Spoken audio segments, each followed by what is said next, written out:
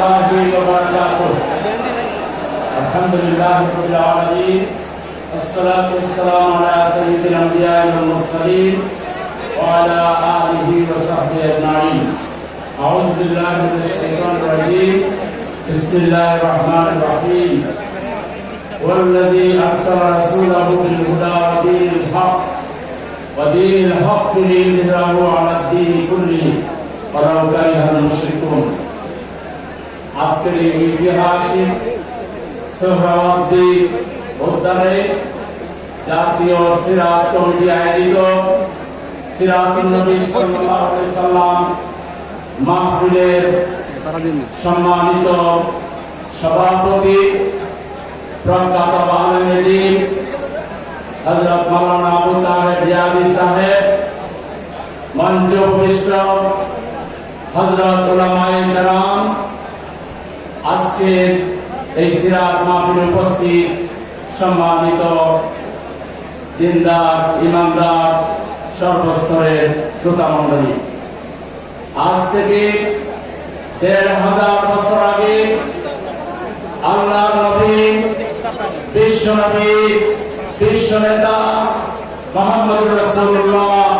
সাল্লাল্লাহু আলাইহি ওয়াসাল্লাম এমন এক সমাজে আবির্ভূত হয়েছিলেন যে সমাজকে আখ্যায়িত করা হয়েছিল আইয়ামে জাহিলিয়া হিসাবে, অর্থাৎ মর্যাদার দিক থেকে, নিকৃষ্টতার দিক থেকে এই সমাজের চাইতে নিকৃষ্ট সমাজ পৃথিবীতে আগেও বোধহয় ছিল না, এরপরে বোধহয় আর হবে না।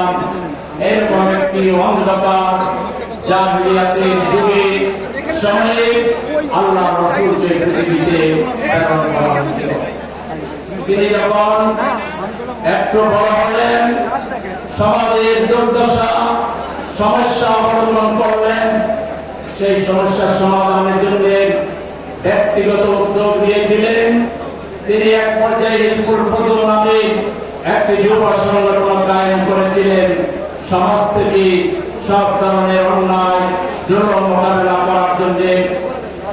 এরপর তার উপর যখন মহিলাদের হল, তিনি নবী হিসাবে যখন তার দায়িত্ব পালন শুরু করলেন, তখনও তার সমাজে সমস্যার কোন অভাব ছিল না। শত শত সমস্যা ছিল, সেখানে মাইট ইজ রাইট ছিল, জোরজার মূল্যতার আইনের শাসন সেখানে অনুপস্থিত ছিল। সেখানে গণহত্যা করা হতো, নারী নির্যাতন করা হতো, শিশু নির্যাতন করা হতো, কন্যা সন্তানকে জীবন্ত প্রতিহত করা হতো।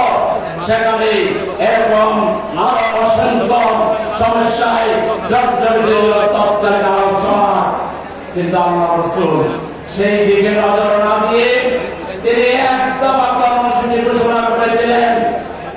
মানুষ প্রথমে বুঝতে পারেনি এত সমস্যা, এত জঞ্জাল, কিন্তু তিনি কোনদিকে কোন সমস্যার কথা উল্লেখ না করে একটা মাত্র সমস্যা, একটা মাত্র সমাধান তিনি জাতির সামনে পেশ করেছিলেন। সেটি ছিল লা ইলাহা ইল্লাল্লাহ তুফলিহুন, তোমরা সবাই লা ইলাহা ইল্লাল্লাহ পড়ো, তাহলে তোমরা সফল কাম হয়ে যাবে। আল্লাহ রাসূলের কাছে পবিত্র কোরআন নাযিল হওয়া শুরু হলো, তারপরে তার দায়িত্বের ব্যাপারে কোরআনে যা বলা হলো, তার মধ্যে একটি আয়াত, পবিত্র আয়াতে কারিমা আমি তেলাওয়াত করেছি, যার অর্থ হচ্ছে তিনি সেই সত্তা, তিনি তার রাসূলকে হেদায়েত এবং সত্য দিন সহ পাঠিয়েছেন, যাতে করে সকল বাতিল দিনের উপরে এটাকে বিজয়ী করতে পারেন।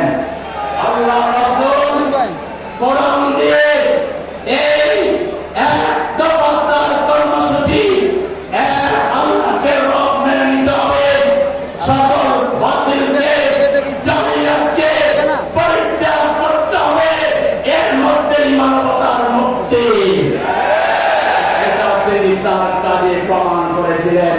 মক্কার 13 বছর তিনি দাওয়াতের আল্লাহর কাজ করেছেন, শাহাদাতের নাসের কাজ করেছেন, মানুষ তৈরির কাজ করেছেন। এক পর্যায়ে আল্লাহর নির্দেশে তিনি মদিনায় হিজরত করে মাত্র 313 জন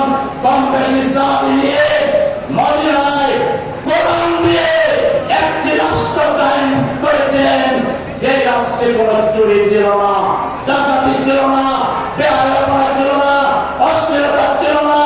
সেখানে শিশুর অধিকার রক্ষা হয়েছিল, নারীর অধিকার প্রতিষ্ঠা করা হয়েছিল, যুবকের অধিকার প্রতিষ্ঠা করা হয়েছিল। প্রত্যেকটা নাগরিক সেখানে সুবিচার পেয়েছিল। মদিনা রাষ্ট্র নামে তিনি যে রাষ্ট্র কায়েম করেছিলেন, আজ অবধি তার সমতুল্য কোন রাষ্ট্র পৃথিবীতে কায়েম হয়নি। আজকে আমাদের বাংলাদেশ সমস্যায় জর্জরিত। 53